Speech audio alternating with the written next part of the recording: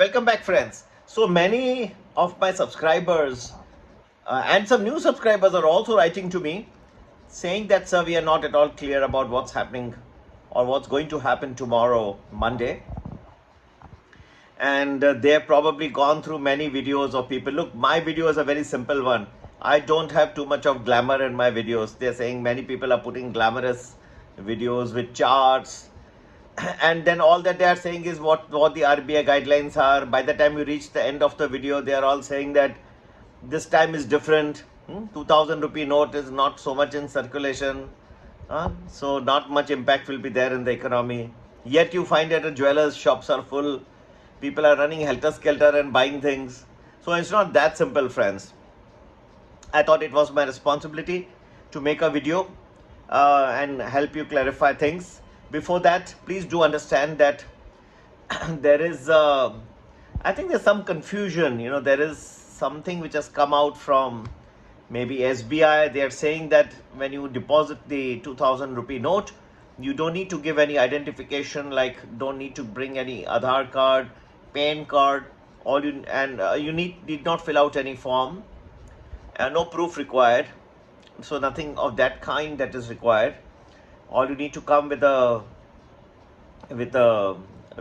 notes and just we'll convert it into new ones, so you can deposit in your bank account.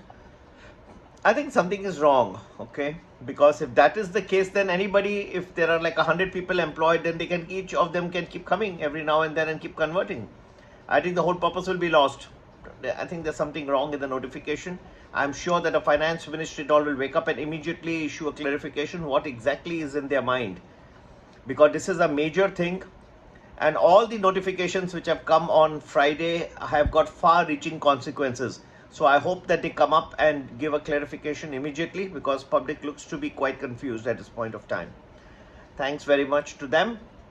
Going a little forward, well, friends, whatever we see, and before I give you my prediction, do remember this is my analysis.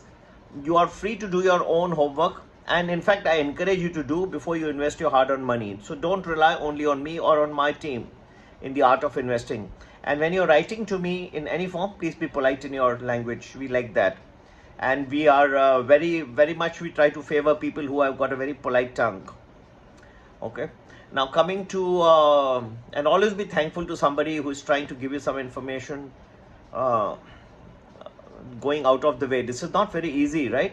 I mean, sitting today, everything is calm, right? There's nothing that is, if you look around at the world around you, everything looks to be very much in a state of calm.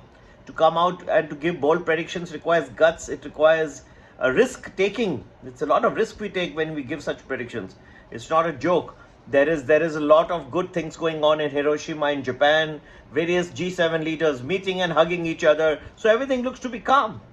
But I see, as we start the week beginning May 22, 2023, I think the calm may get disturbed quite easily now. There are a whole host of factors.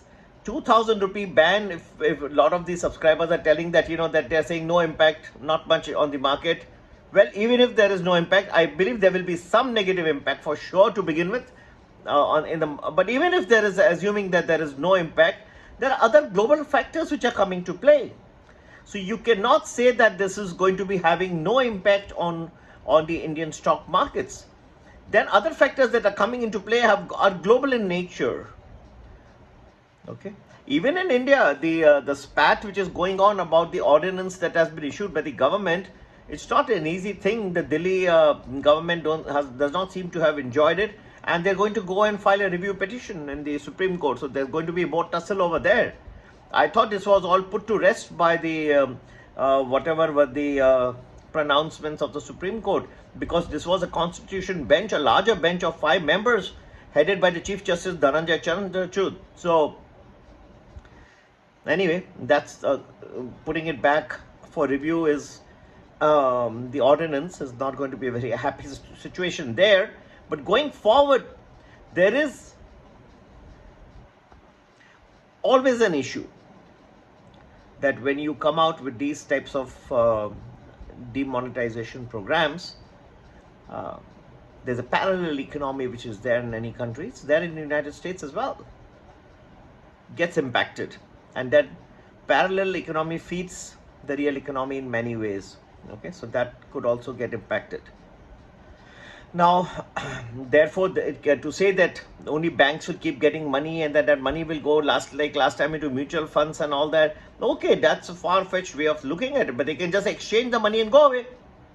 That may be another way of doing it.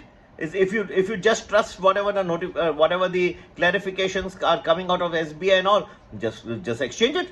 Why do you put it in the bank also? If that is the case, that the banks will not be flush with funds, then there will be no investments in mutual funds, so on and so forth.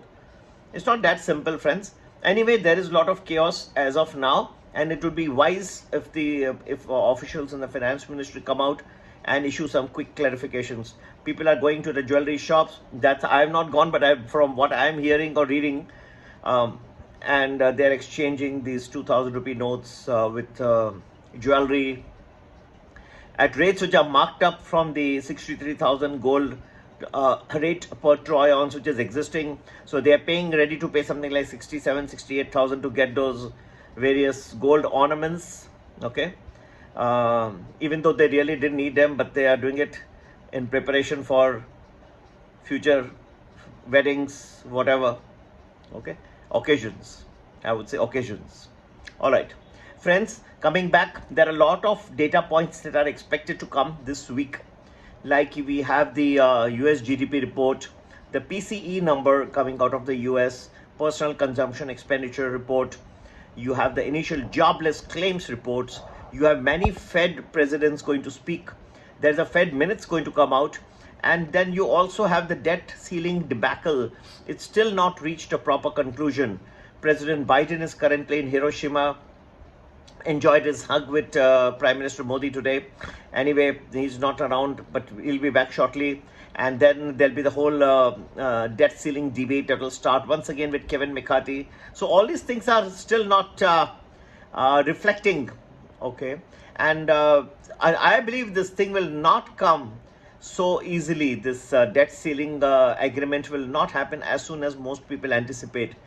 As you know, last time S&P had downgraded the US debt, and however, the other rating agencies, when there was this debt ceiling debacle going on in 2011, other rating agencies had not downgraded. Like Fitch and Moody's had remained same level. But if that happens at all, this can go and roil the stock markets, global stock markets. Be very, very cautious. I think a great period, a very sensational 2-week period is coming up. And as far as I can predict, I think you'll see many falls coming up this week. So I'll be a little bold. My predictions are always contrarian and bold in nature. Do your own homework as well. And yes, if you need more detail, please do join Premium or Premium Plus. Number to get in touch, 982-086-1044. But I think we are looking at some good falls coming up shortly.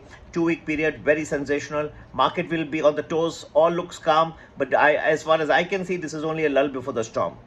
Happy investing. Take care. Bye-bye.